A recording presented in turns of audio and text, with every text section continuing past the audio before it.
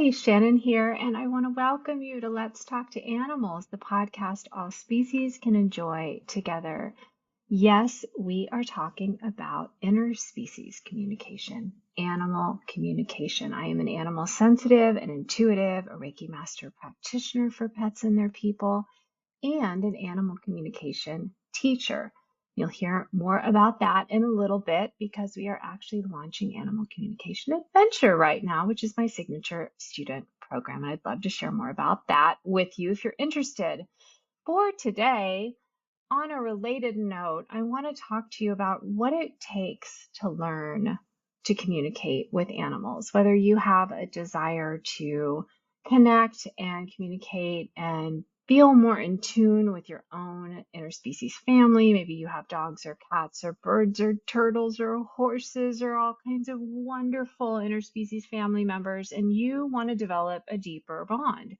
Maybe you also have a desire to communicate with wild animals.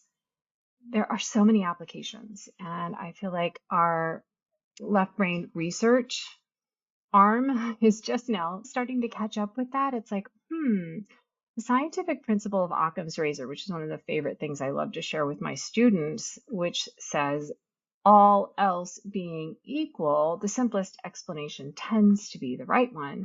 I feel like modern left brain Western science is just starting to kind of catch on that the simpler explanation is not that we Homo sapiens are the only animals on this planet that have not been given the wiring to communicate intuitively or telepathically, if you will.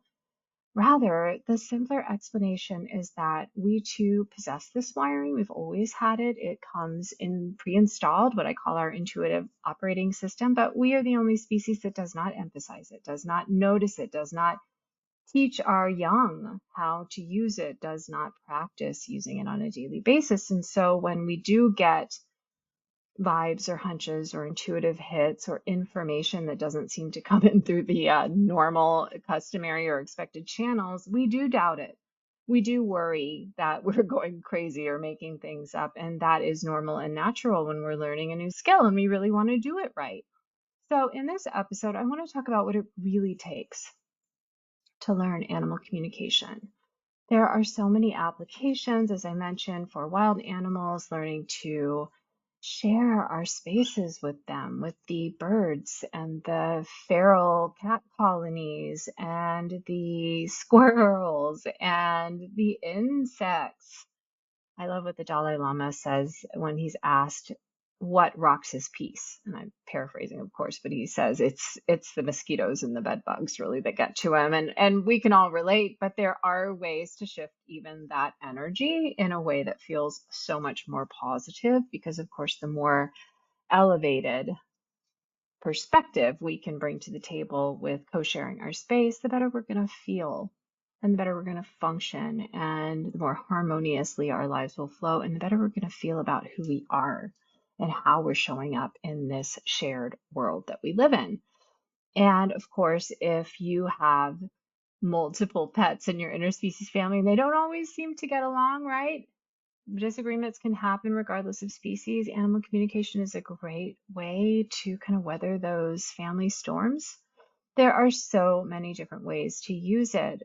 And what I find is that what stops most of us at the door, and I can share this from personal experience, I'm not trying to suggest that this is your experience. I'm certainly only sharing from my own personal experience and also what I've seen in my students and my pet parent clients, those that are interested in learning animal communication and those that maybe are not quite so interested or they're just not so open to it or they're afraid of it or they just think that they can't do it for some reason.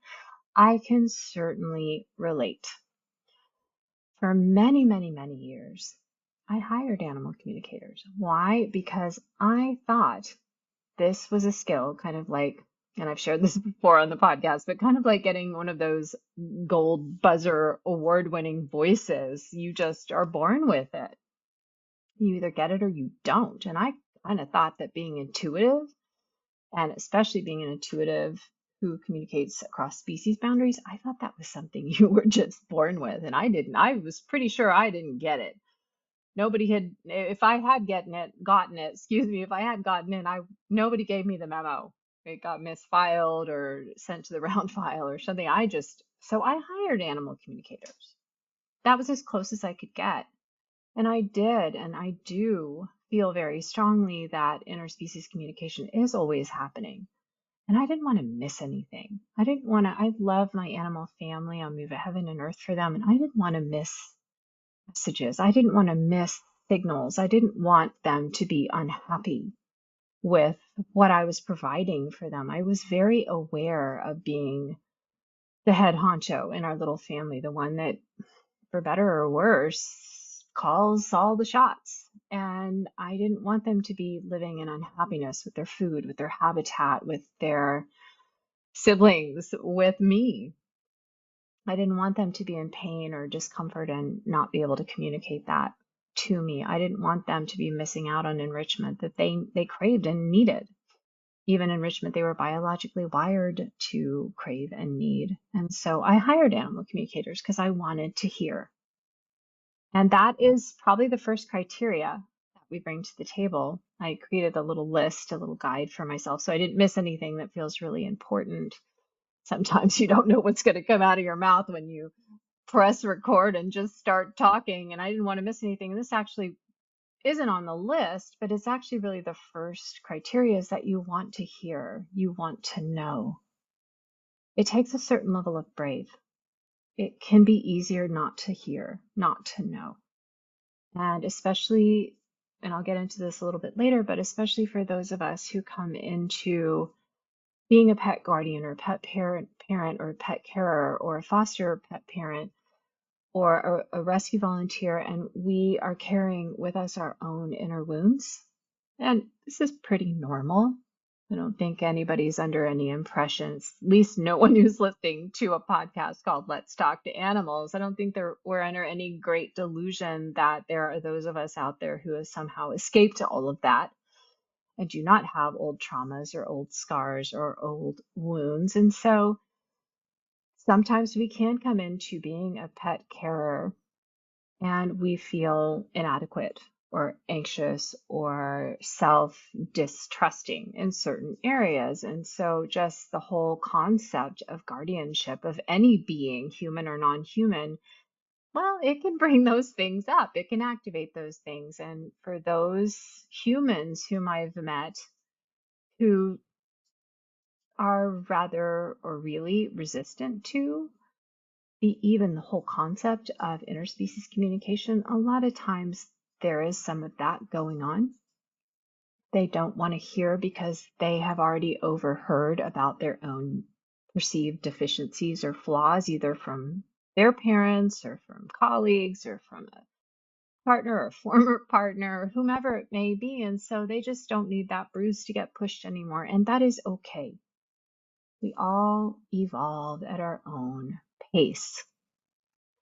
But if you're still listening, I am going to make the assumption, which is not something I'm fond of, but I'm going to make just a working assumption that you're willing and able to see that if that's present for you and to work through. This is one of the reasons, one of the big reasons why I call animal communication one of the hands down best self-evolution, self-development programs I have ever found. Because we can only hear another being to the extent that we can hear at all. And when we're blocked from hearing, when we're blocked from communicating, when we're blocked from connecting, it always points back to some kind of inner work, some kind of inner healing or overcoming, if you will, that is yet ahead of us on our own self-evolution path. And if we want to hear the animals more clearly, if we want to build deeper bonds with anyone of any species, we must break down those barriers. You can think of it like emotional adhesions. Like I've been studying fascia recently and fascia release for some old injuries that I've struggled with most of my life, especially in my back and in my left foot. And I won't go into the laundry list. You reach a certain decade in your life and you do have a list, a working list, most of us. And so I look at this the same way. We've got to kind of press into those adhesions, those emotional adhesions, those memories, those stored, stuck emotions. And it takes a certain degree of brave and tolerance and readiness to do that. The more we do that, however, the carrot at the end of the stick is the more we do that, the more clearly we can hear the animals and the more different topics of conversation get added to our personal conversational table. And I'll give you an example of this because this can be maybe a little bit hard to wrap your head around sometimes. For me, coming from a background of developing anorexia between ages 10 and 11 and struggling through that for a good 20 years before I achieved even any kind of real baseline of healing, and then founding and running a charity focused on eating disorders mentoring for the next decade. Let's just say I'm steeped in eating issues. I'm very healthy today. I've been healthy for over a decade, but I have this in my background. So I have a lot of adhesions in these areas. And so it's not surprising to me when I have more challenges talking with animals about food. Many of my students have no trouble at all.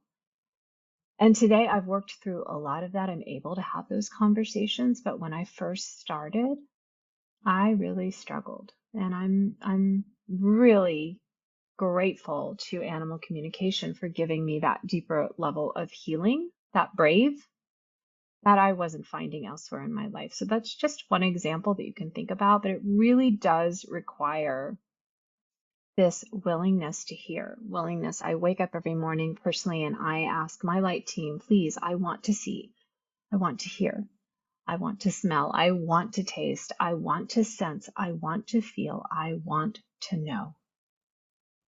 Just setting my tone for the day.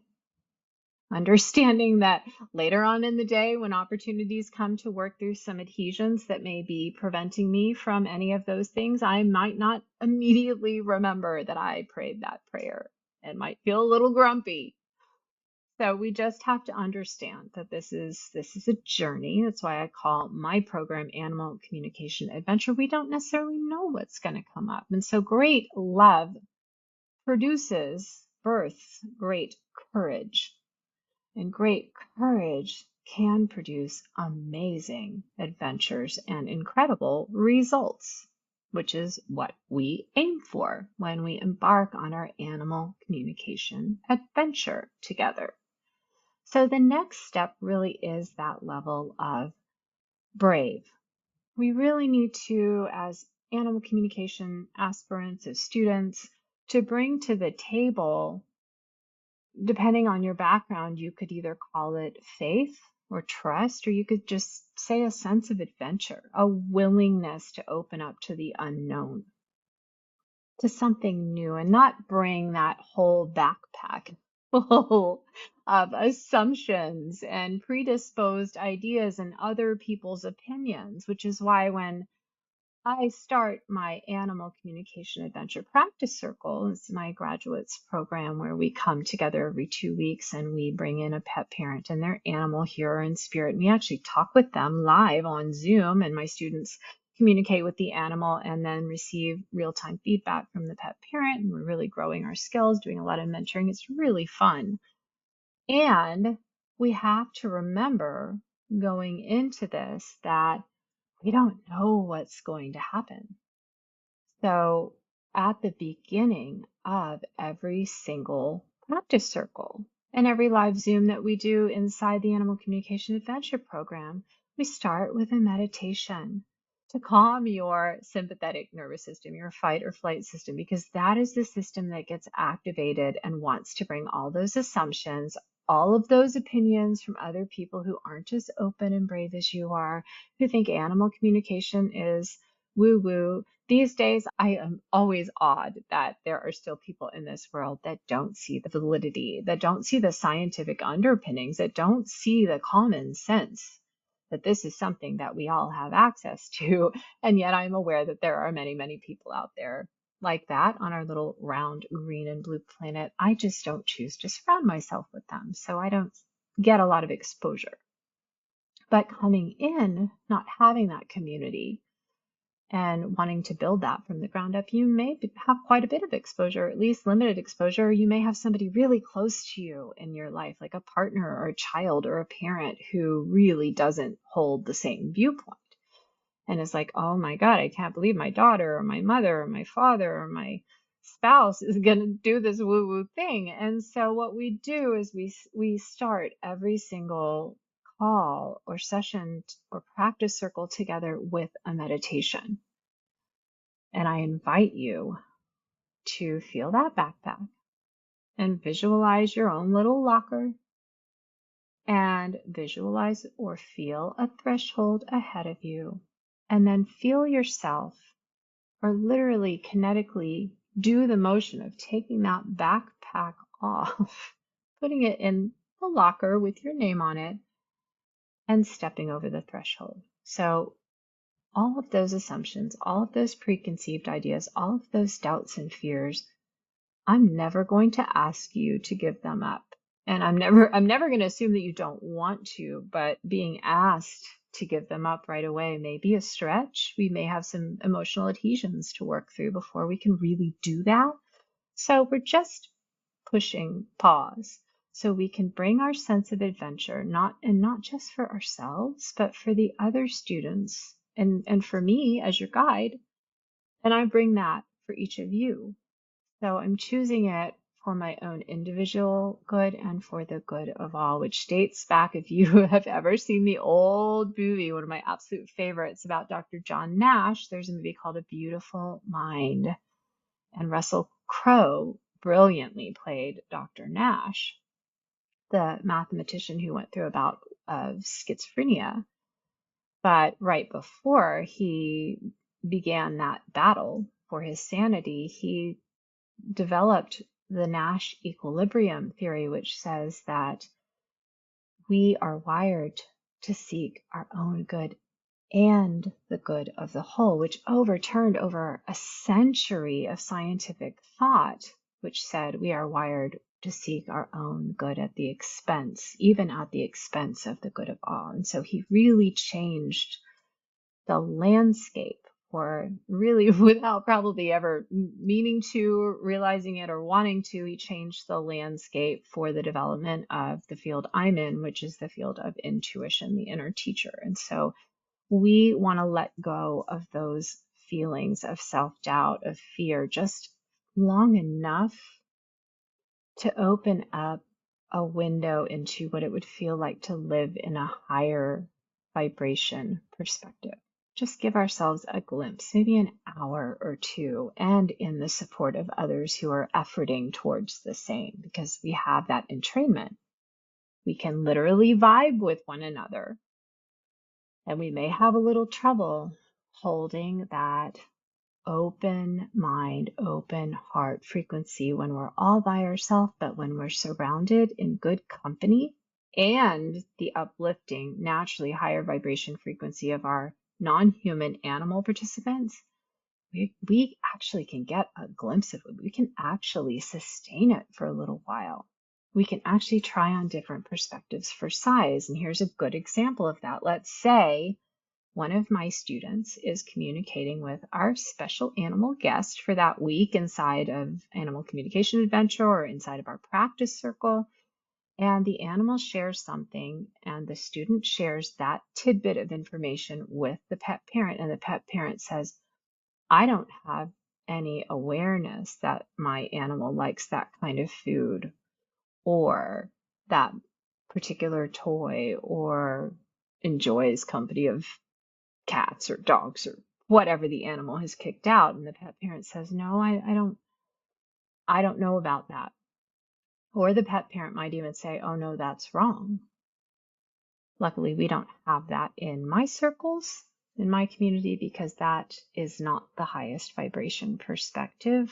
That is what I call the Western scientific taxonomic perspective, which says We are the apex predator on this planet. We are the highest level species evolution on this planet. Therefore, we know everything about everybody all the time, especially our pets.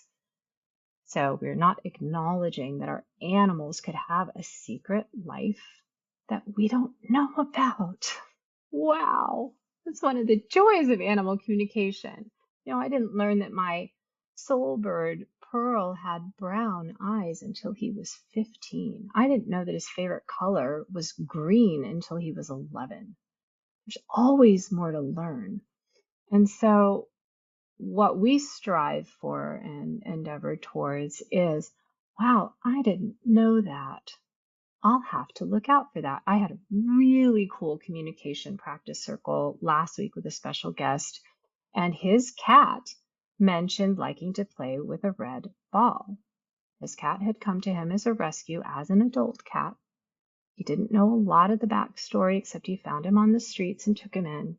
And his response was so beautiful, I almost cried. And I'm not really a crier, but it was just touched my heart so deeply when he said, I will have to get my cat a red ball.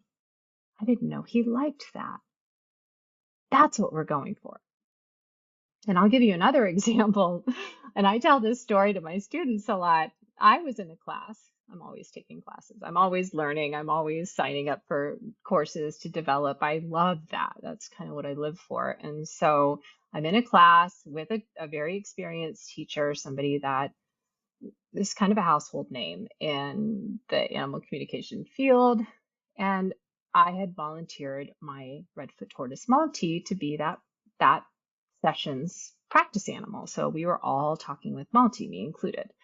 Several of the students reported that she was friends with an orange cat. Well, I love cats, but we don't have cats because I have a parrot who likes to land on the floor, and I have not been able to train her out of that. And so we just can't take the chance. But I did not say to the students, no, that's not correct. I said, I am not aware of Maltese friendship with a cat of any color. Well, wouldn't you know it? Over the next few days, in fact, if you're watching the video version, you can see my parrot Petal walking around on the floor right now. So I would love to have a cat, but it's just not safe for anyone. However, over the next few days, I was looking out the window over near where Malty has dug herself a beautiful mud wallow. She has free run of our backyard, and so she just does whatever she wants and goes wherever she wants. But she has this particular area near one of our crepe myrtle trees, and she's dug a big wallow there. And I fill it twice a day with water, and she just keeps cool and it keeps the bugs away.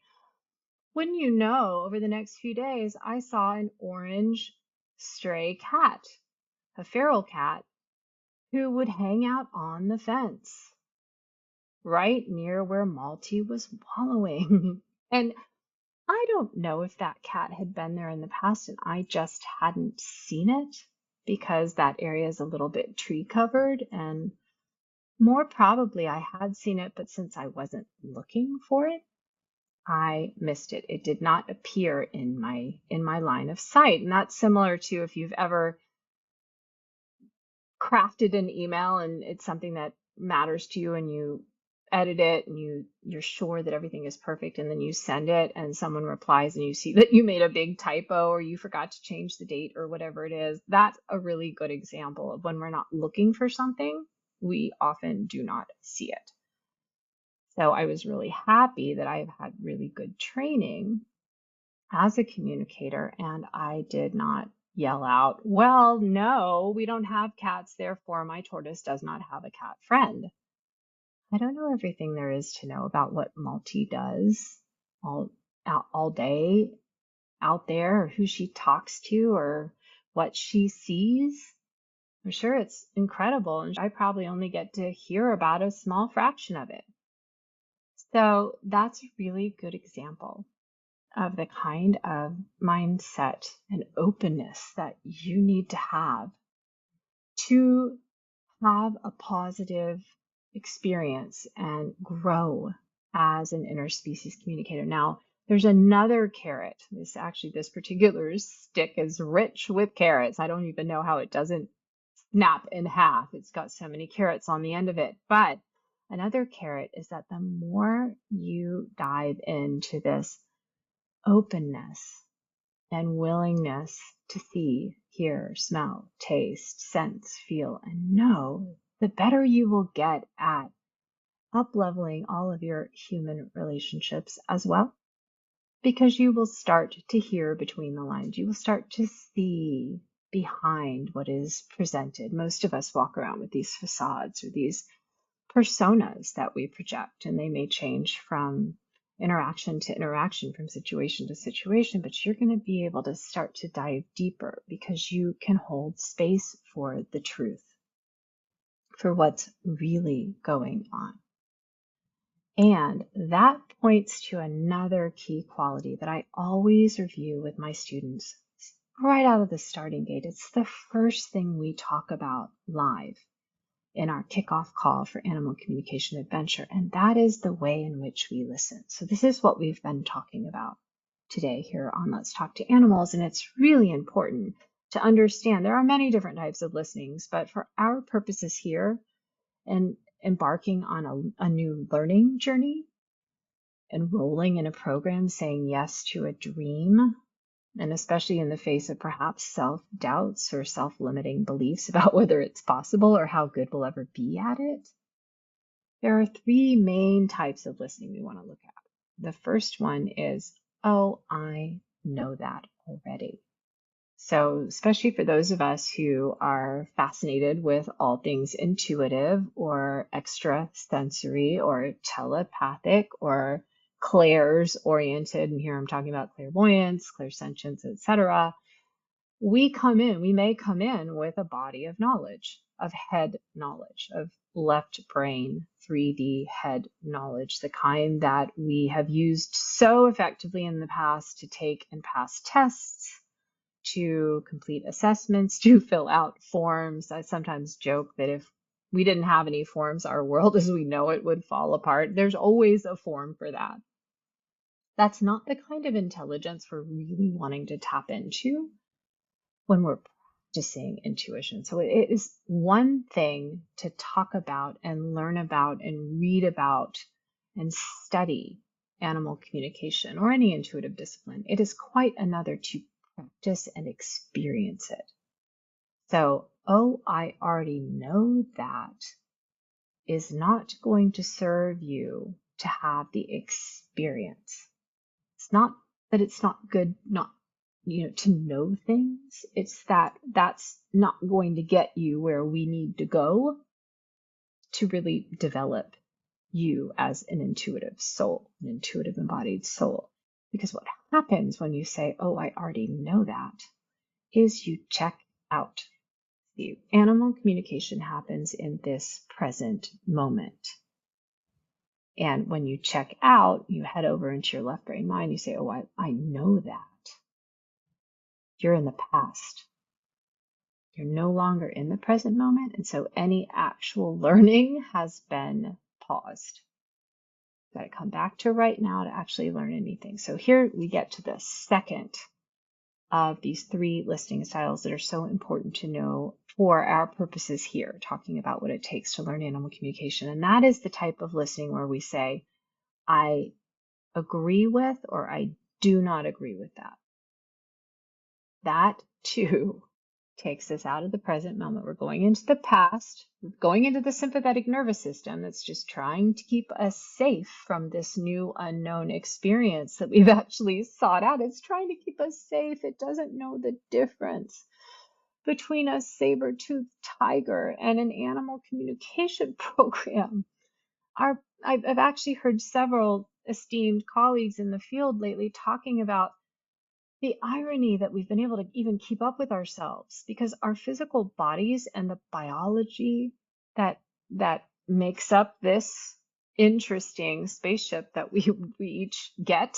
We get one issued to us when we come here to Earth, and it's got all these interesting gizmos and bells and whistles, but the basic biology, we're really still in saber-toothed tiger mode when it comes to our fight or flight. We don't know the difference between an email with a typo and getting cooked over a fire for dinner So our fight or flight is treating everything new like a threat. We haven't learned yet what is and isn't truly threatening or life-threatening. So we really need to be in the present moment in order to override that fight or flight. The fight or flight only works in the past and the future. The fight or flight is going to take you into the past for examples of other times when something alike or similar to has been threatening, and then project you out into the future and this is what's going to happen if you don't take action, aversive action now. So again, we either agree or we disagree. Either way, we bop from the past right over to the future, missing the present moment. So we are no longer learning. Now, luckily, we have a third type of learning that's going to serve you very well in anything you want to learn, including animal communication. And that is, oh, that's interesting. I'd love to hear more. That doesn't presuppose that you agree or disagree either way. You're tabling that. You're tabling the fight or flight, the sympathetic nervous system response in favor of, this is safe for me to open up and just listen. This is the second piece of our foundations. When you sign up for animal communication course, you get a foundations course. And part of that course is learning how to listen while feeling safe to do so. And it's a very powerful discipline. Oh, that's interesting. I don't know if I agree or disagree. I don't really care. Let me just continue to listen and learn. That is what I call the orange cat listening style. I don't know if Malty has an orange cat as a friend. I actually don't know. Let me keep listening and see what else I can learn. And then I can put it to good use, and I can notice, I can wonder, I can get curious. I can ask better questions. And that's the next piece, is really being willing to take that learning style, which keeps us right here in the present moment, and run with it and start asking really good questions. Better and better questions, more and more questions, really activating our curiosity. For most of us, our curious self gets kind of cut off at the knees right around the time we enter kindergarten. Maybe we get until first grade. It just really depends. But for most of us, by middle school, we are expected to be uncurious. I don't think that's a word, but non-curious. We are expected to be 1-year plan, 5-year plan, 10-year plan. We are on track. We are firmly situated in our 3D left brain minds, in our intellect, in our knowledge. I do feel like some of this is shifting and we are opening up. There's a lot of talk about what's called the ascension or the evolution, and that's really cool and fun and exciting. We get access to more aspects of ourselves, and we get to experience ourselves in a new way, and that kind of takes us back to that brave. We've got to be pretty brave to meet ourselves again as if it's for the first time. We get to a certain point, whether it's 5 or 10 or 25 or 53 in my case, and we think we know ourselves. We're expected to know ourselves. We assume that we know ourselves, and so often I find that we really don't. It takes a whole lifetime just to start to uncover all there is to be experienced and to be known, to become aware of within ourselves, let alone another being, whether it's another human or another animal or a pet companion or a wild animal. A lifetime is not enough time to even really get to know ourselves well. So there has to be that brave, that willingness to get to know a part of ourselves, an aspect of ourselves that maybe we weren't even aware existed, to be humble and to recognize there's a lot more here within me. I actually may not know myself all that well at all. That takes a serious level of brave to admit to yourself that you may not know yourself very well at all. And that also is kind of exciting because It means there's a lot more to discover and co-create with yourself and with your pets. So that really points to the next key ingredient that you really need to be successful in learning a discipline like animal communication that cannot be studied, it cannot be memorized. Those things aren't always a hindrance, but they frequently are not a help because they keep us out of this present moment where real conversation happens. And that is the willingness to be movable in the moment, to be teachable, to be humble. So often in our culture, especially here, I'm in America, and I was raised here, I was educated here, went all the way through all of the typical traditional educational levels through, got my bachelor in business and marketing, which should tell you a lot about how left-brained I was when I emerged from that educational marathon we call the school system. And it's awfully hard to remain humble and teachable and also maintain that persona of I have my degree or my certification or whatever it is, and I am an expert, and you should hire me and you should pay me, and then I can pay my rent, et cetera, and also maintain this humble, teachable attitude. I'm still evolving and I'm still learning, and there's so much more to learn, and let's co-create versus let me tell you how it is. Let me tell you how to do this. Let's learn together. I mean, that's a balancing act. That's a fine line that we walk. You see it in a lot of really great leaders who are unbelievably humble. I saw it very, very often as a musician growing up. Some of the musicians that I truly looked up to and idolized, and when I would meet them and I would try my very best to lavish them with praise and put them up on a pedestal, and they would say things to me like, "Oh, I've learned a little bit." And or oh, but such and so is really gifted, you should check them out. When we learn a little bit, we also see how much more there is to learn, and that's the aspect where we remain humble, we remain collaborative, we remain what I call movable, teachable, present in this present moment for how can I grow right now, right here? How can I learn right here, right now? What can I experience right here, right now that will transform me in the direction of my highest good and the good of all? So that's a really important aspect.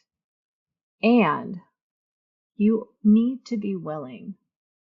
This really points to kind of down deep in the foundational level to really understand that when you say yes to learning about intuition, about your inner teacher, intuitive communication with yourself, with other humans, with animals, what you're really saying yes to is learning a new way to live. I did not know that when I started my intuitive journey, and it's probably a good thing because I pretty much kind of felt like I was barely hanging on. Most of my life, I have felt like there was some kind of manual for how to live life right that everyone else got, and they must have run out when it was my turn to get my copy. I just have not ever felt like I was really dialed in, either at the level of what most people seem, at least most people I've been surrounded with, seem to be interested in or to resonate with. My interests were not really reflected back to me from most of the people that I met.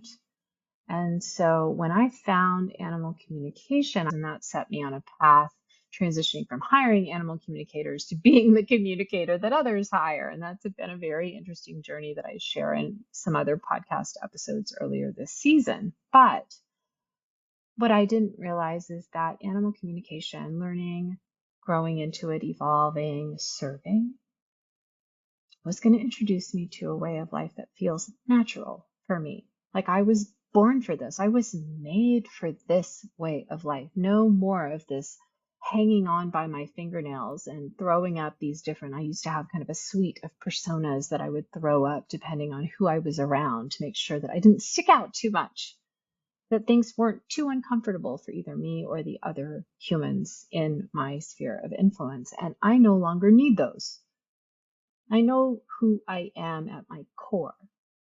I understand that I have an intuitive operating system, as do you, as does every human animal, just like every non-human animal. And I have enough experiences in what I call my trust bank, which we talk a lot about inside Animal Communication Adventure, learning to trust ourselves in the moment, not in our fight or flight, but in the moment, in the parasympathetic nervous system, in the present moment in time, to trust that we are not doing this life thing all by ourselves. We have a whole suite of tools. We have a light team. We have beautiful guides and our pets, our partners, empathic friends, and teachers. We are not alone. We have one another. We have ourselves. So this feels a lot more natural to me, and it has allowed me to drop those personas and show up as myself. And that is not an easy feat, but it hasn't been nearly as challenging as it probably sounds.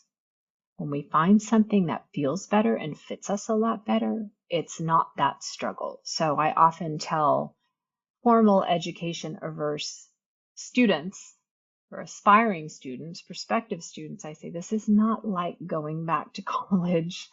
You're not signing up for a 12-year slog of 8-hour days crammed into a tiny, very uncomfortable desk or sitting there plugged into your laptop for hours and hours and hours. This is a very quick and dynamic process. It happens right away, and it feels more like remembering than learning, because we have all always had these abilities. We just haven't been directed to notice them, to tune into them, to begin to practice using them. So this is not something foreign. We're not trying to inject knowledge like my accounting professors who were trying to inject knowledge of checks and balances and credits and debits into my head. I did not have any complementary wiring for that, and it never took. We're not trying to add something alien and integrated into your inbuilt system. We are activating something that's always been there. Chances are good, even if you ask an individual, a human whom you perceive as really, really closed off, if you ask them, maybe just quietly walk up to them and say, have you ever had a vibe about something? Or just kind of known something that you didn't know how you knew it? Or here's a fun one. Have you ever had an angel or a ghost experience? I asked this to a friend of mine one night. He wanted to go to a ghost tour, which are pretty popular here along the coastline in Texas. We've got a lot of so-called top 10 haunted places, and he wanted to, and it kind of surprised me. I was like, I don't know why you want to go on a ghost tour, but sure, I'll go with you. And I asked him on the car ride down there, I said, have you ever had an encounter with a ghost? And outpoured this incredible story from his childhood. And so many of us have had these experiences. Often they've occurred earlier in life when we were a little less closed off to them, a little less what Don Miguel Ruiz calls domesticated, to filter them out of our conscious awareness. Maybe you've even had these experiences in dream time when we are less closed off. Some of those filters turn off so our body and our brain can rest and rejuvenate and heal and do all the good things it needs to do while we're sleeping and while we're dreaming. So you might be surprised how much evidence you can collect that this intuitive internal operating system is present for all of us. And of course, some of us come in with more innate interest in all things intuitive than others. And I'm assuming if you are still listening to this podcast episode, and in general listening to a podcast like Let's Talk to Animals, you probably have a pretty strong interest in all things intuitive. And so now we just need to start unfolding that, just recognize that there's something here for you. There is something calling to you. This is already evidence of your intuition, your inner teacher at work, doing its level best to guide you, to encourage you, to shepherd you in the direction that will help you open up in ways that maybe you could scarcely dream is possible for you. This has certainly been the case for me and has really been the wildest and most wonderful adventure of my lifetime. I cannot imagine me today. And I say this often. I say it in my weekly love letter community. I send a weekly love letter out every Thursday morning, and I would love for you to join that community. I drop new podcast episodes, freebies, tools, resources, discounts, opportunities to join our practice circles, lots of fun things you'll find out when the next animal communication adventure is happening, and all sorts of other news. And we talk about it a lot, how this is the adventure of a lifetime, how I no longer remember who I was. Really, I don't remember. I don't vibe with her pre-animal communication because I'm awake now. It's like the Matrix without all of the long, dark leather jackets and this scary robot Ben. I'm awake now and I don't want to go back to sleep. I love it here in this open, intuitive space where even on my most challenging days, I know I'm not alone. I have my own back. I have the support of my beautiful interspecies family. I have this amazing light team surrounding me. And I know, as one of my mentors, Byron Katie, says, this is a friendly universe. So that is where I will leave you this week. This is a friendly universe. And if you join us for Animal Communication Adventure, it's about to get even friendlier. You can find all of the information when you go to animallovelanguages.com/enroll. You will be signing up for not just an intuitive awakening, not just the bucket list adventure of a lifetime learning to talk with animals in all walks of life, here and in spirit, your animals, others' animals, wild animals, but you will be signing up for new friendships, some of which may just last you the rest of this lifetime. You will be signing up for an awakening into a new level of self-awareness, your inner guidance system, your intuitive operating system that has always been there and is simply waiting for you to go into your applications, look for the folder, click on it, download it, install it, and take it for a test drive. And I am honored to serve as your mentor, your guide, and your head cheerleader for this journey, because when you say yes to Animal Communication Adventure, I say yes to supporting you 150% every step of the way. So I do hope that you will consider joining us, and I look forward to connecting with you again in 2 weeks for a fresh new episode of Let's Talk to Animals. Okay, you have my heart, all my love, and bye for now.